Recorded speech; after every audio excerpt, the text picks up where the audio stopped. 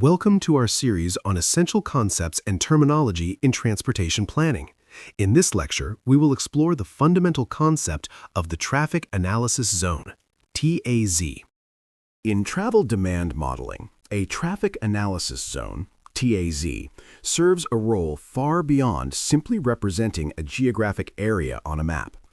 The TAZ serves as the fundamental spatial unit for analysis, enabling us to model complex travel behavior and analyze large-scale transportation policies.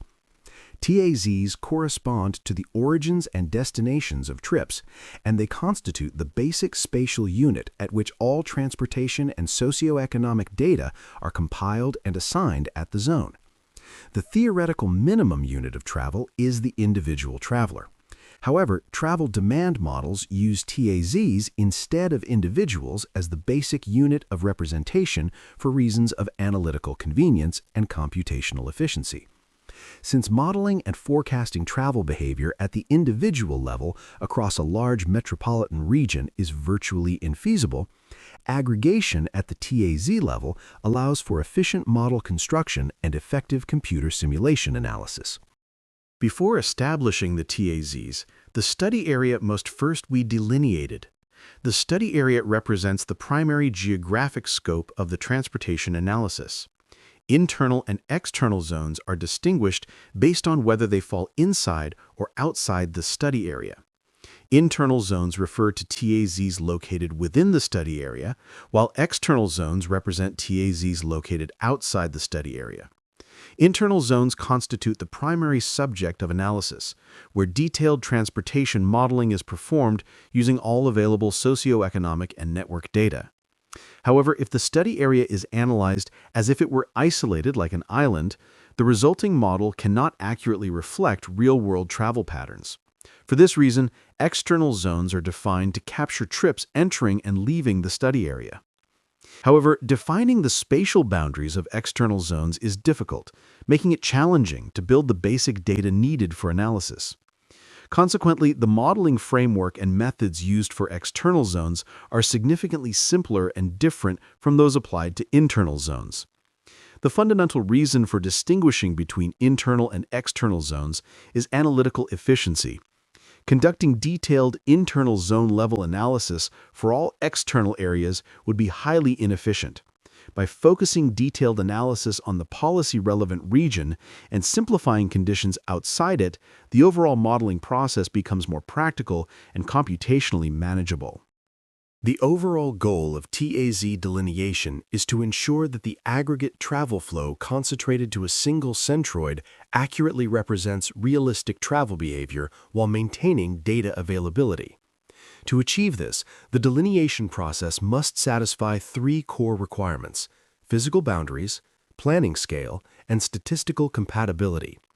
First, physical boundaries, formerly referred to as geographic integrity, involve establishing TAZ borders along major physical barriers that restrict movement, such as rivers, highways, mountains, and rail lines.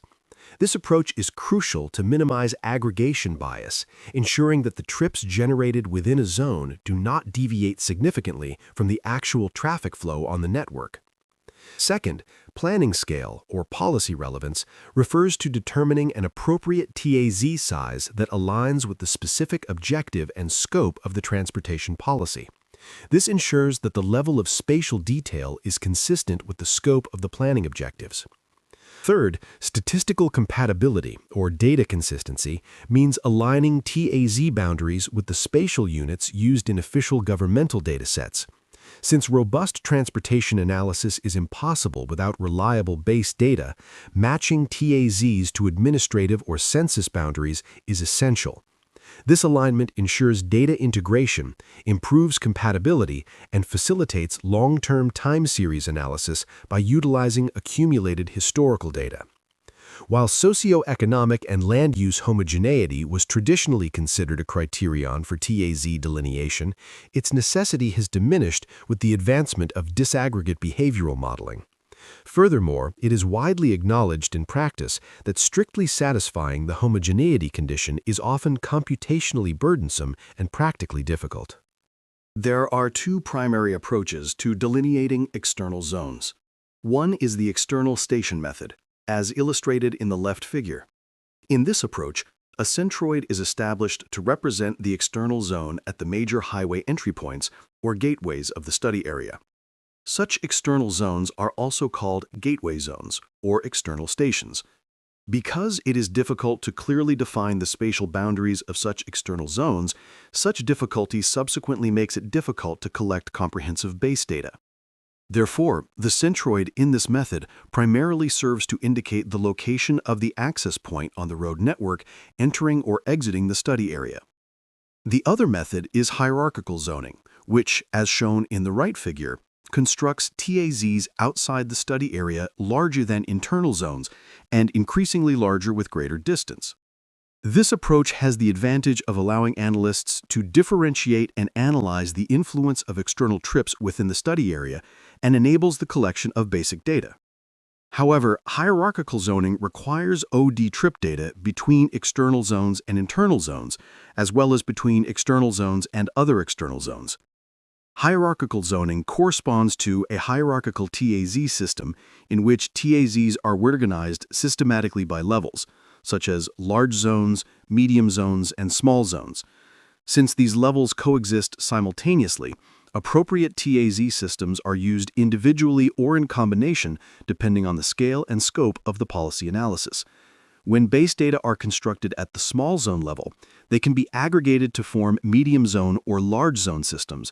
This makes it a highly effective methodology, offering significant advantages in data efficiency, consistency, and analytical flexibility.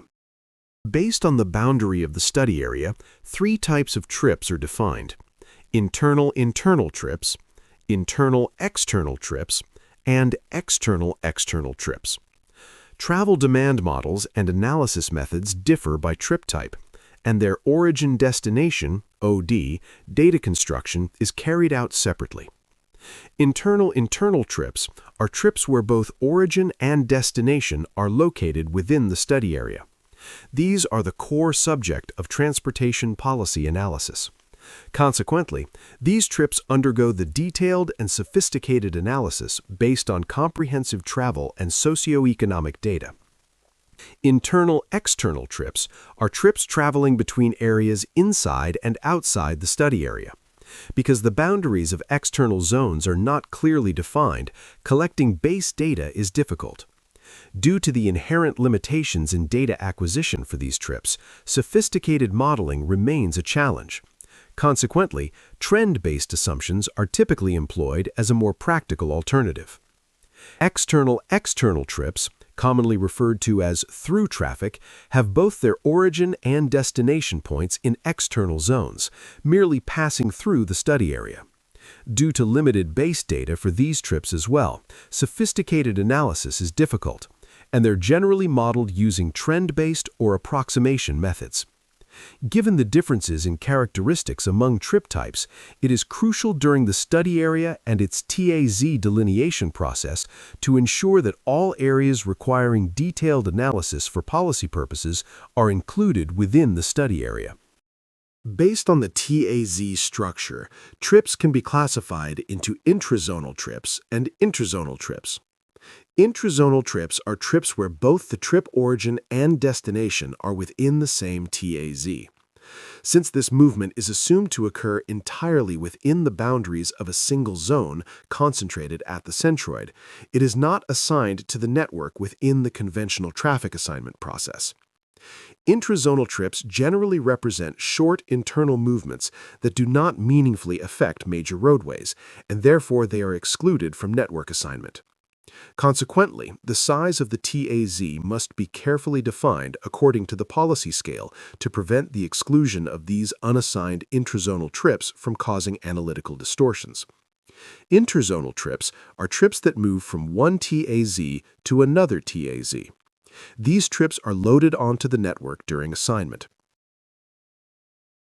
Just as the modeling, analysis methods, and data collection differ between internal zones and external zones, there are also differences in the methods used to validate the TAZ trip volumes. The survey for validating external trips is the cordon line survey. Here, the cordon line represents the perimeter or boundary of the study area. The process involves comparing the traffic volumes observed at the cordon line with the expanded sampled trips or the model predicted trip volumes for validation. The survey for validating internal trips is the screen line survey. Here, the screen line is an imaginary line that completely traverses the study area. Validation is performed by surveying the trips that move from the internal zones on one side of the screen line to those on the other side, and then comparing the resulting expanded sampled trips or the model predicted trips. At this time, external trips among the trip volumes surveyed at the screen line must be excluded from the comparison. Accurate network analysis requires that the level of detail in the transportation network and TAZ size need to be compatible with each other in appropriate balance. The reason compatibility is important stems from the fact that intra-zonal trips are not assigned to routes on the network. Two extreme examples illustrate why this balance matters. The figure on the left shows that when TAZs are large but the network is detailed, traffic volumes are underestimated. This occurs because many intra-zonal trips are excluded from network assignment, while the detailed network causes assigned trips to be excessively dispersed, resulting in underestimation. Conversely, the figure on the right shows that when TAZs are small but the network is simplified, traffic volumes are overestimated. This occurs because fewer intra-zonal trips are excluded and more trips are assigned to the network, while the limited network capacity causes traffic to concentrate on the few available links, resulting in overestimation. Therefore, ensuring appropriate compatibility between TAZ size and network level of detail is essential for accurate forecasting. The difficulty lies in the fact that there are no explicit rules or quantitative guidelines for achieving this ideal compatibility. Analysts must rely on experience and professional judgment to find the optimal balance. In addition to analyzing the entire region, it is often necessary to concentrate only a specific portion of the region in greater detail. Analyzing only a portion in detail like this is called sub-area analysis.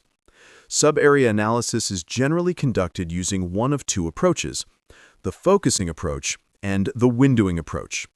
Both methods involve restructuring the sub-area by creating finer TAZs and a more detailed network.